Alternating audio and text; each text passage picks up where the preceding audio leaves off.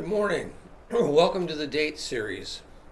The JW Date Series seeks to provide primary resources about important dates in JW history. The series hopes to benefit students and apologists seeking primary sources for papers and projects.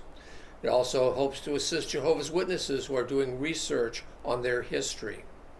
Each JW date video begins with a brief summary of the date's significance and is followed by a slide presentation with multiple quotes from primary sources. Each is footnoted for ease of access or for writing. The slide presentation itself is available for download at the site listed on the last slide.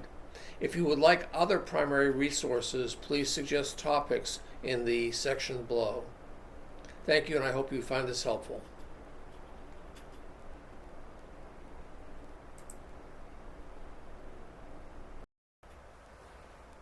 Welcome to the Date Series. I'm going to be combining 1915, 1916, and 1917 together.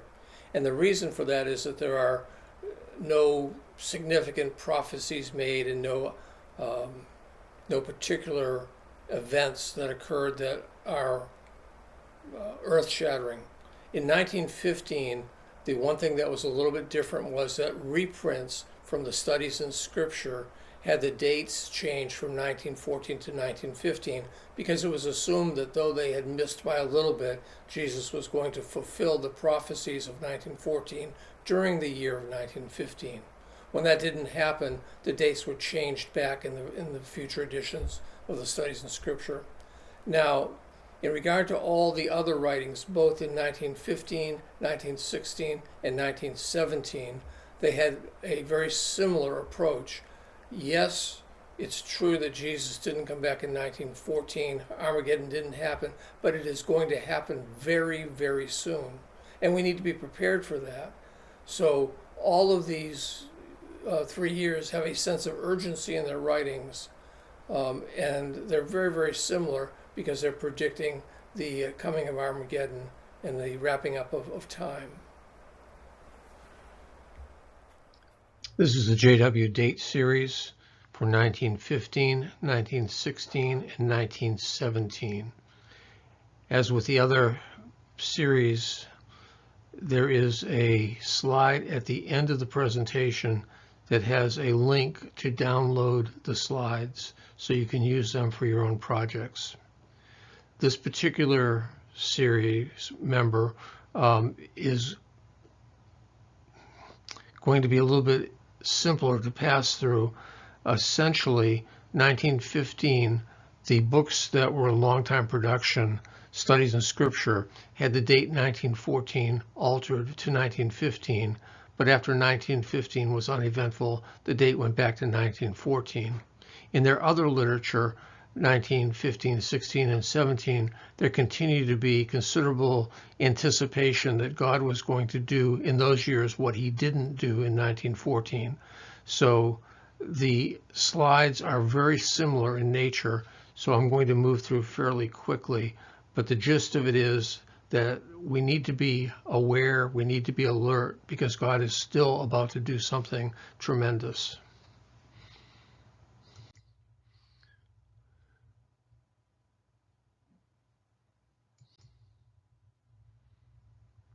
Studies in the Scripture. This was where one of the dates was changed to 1915. Also, the time is at hand. This is a date that was changed to 1915. And they were both moved back to 1914 as this Studies in the Scriptures Series 2, Time is at Hand, also had a change made in it for that year, which was reversed in 1916.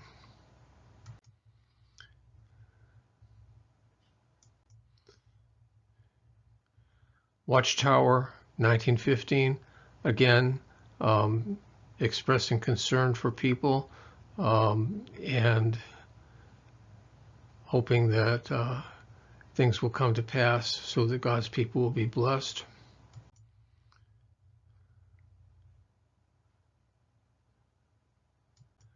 This is a mention in the Watchtower of April 1915 that people had expended themselves and overextended themselves as they thought that the end was going to be coming up immediately. So some have been caught in need of financial assistance because of their dedication to the Watchtower. 1915 again, still anticipating that everything's going to collapse and that they're going to be shown to be correct. August of 1915, again talking about the fact that they're expecting the social fabric to be destroyed. September of 1915, looking at the war, World War I, perhaps as an indication that Russell was right. 1915 again, looking for the collapse of all religion, for, again, Russell's predictions to be shown to have been correct. 1915 August, the social fabric of the communities is going to fall apart, they believe. September 1915 again, war is going on, and they believe World War I in some way ties into Russell's predictions. 1916, February 1st, 1916, trying to rationalize what has happened and basically seeing that God's made a number of predictions and they expected things to happen at that point, but they keep being moved forward to a future event. February 1916, again looking at the war as a possible vehicle for the end of things. April 1916, confirming that they still have faith in their understanding that 1914 is the end of all things.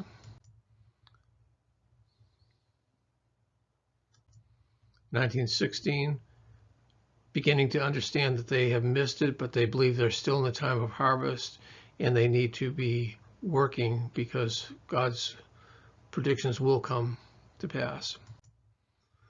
September 1916, understanding that Armageddon is in process. There's a war going on, of course, and by faith they're looking to see Russell's predictions deliver them into the new world.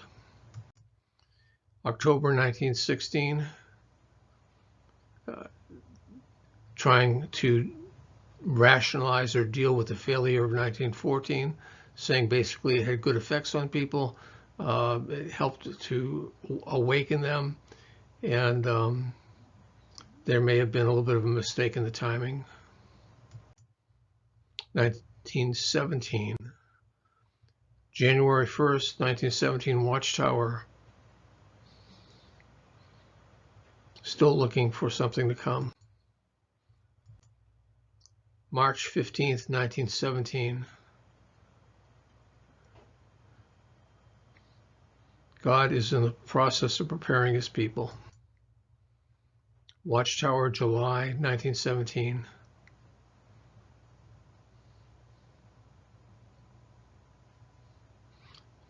Keep yourself ready for what God is going to do. Prepare some food, keep your place of safety available. You don't know what God's going to do.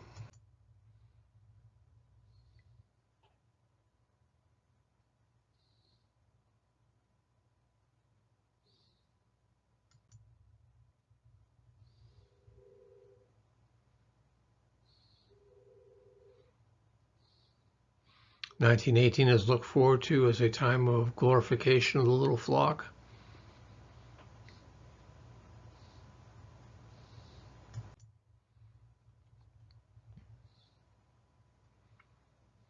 Looking at 1980 or towards 1918 as a time when Jesus is going to be installed as king.